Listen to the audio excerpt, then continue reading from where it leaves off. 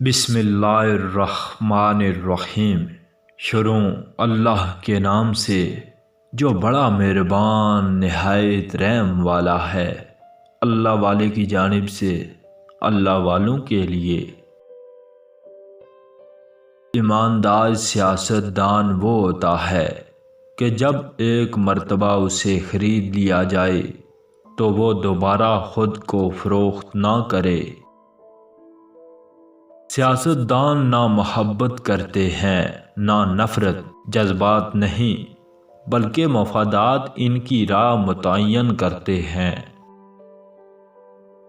میں ملک کا صدر بننے سے زیادہ یہ پسند کرتا ہوں کہ سچائی کی راہ پر گامزن رہوں۔ ایک سیاستدان اگلے انتخابات کے بارے میں سوچتا ہے اور ایک سیاسی مدبر اگلی نسل کے بارے میں۔ جو بات اخلاقی طور پر غلط ہے وہ سیاسی طور پر بھی غلط ہوتی ہے۔ آلات سے سمجھوتا کر لینا ایک چھتری کا کام تو دے سکتا ہے لیکن ایک مضبوط چھت کا نہیں۔ آلات سے سمجھوتا ایک وقتی ضرورت ہوتی ہے جو جماعتی سیاست میں تو اکثر مفید ہوتا ہے، لیکن مدبرانہ سیاست میں حالات سے سمجھوتا کرنا کبھی دانشمندی قرار نہیں دیا جاتا۔ دکھ اور سکھ روشنی اور اندھیرے کی طرح ایک دوسرے کا تعاقب کرتے ہیں۔ ذہنی اذیت جسمانی اذیت کے مقابلے میں زیادہ تکلیف دہ ہے۔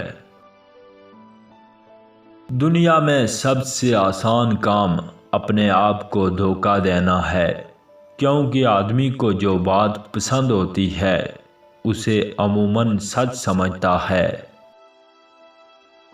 کوئی آدمی ساری دنیا کو دھوکہ نہیں دے سکتا اور نہ ہی کبھی ساری دنیا نے کسی ایک آدمی کو دھوکہ دیا ہے۔ آپ بعض لوگوں کو ہمیشہ بیوقوف بنا سکتے ہیں یا تمام لوگوں کو کچھ عرصے کے لیے، لیکن ایسا نہیں ہو سکتا کہ آپ تمام لوگوں کو ہمیشہ بیوقوف بنائے رکھیں۔ وہ مرغ کی طرح تھا جس کا خیال تھا کہ سورج اس کی اذان سننے کے لیے طلوع ہوا ہے۔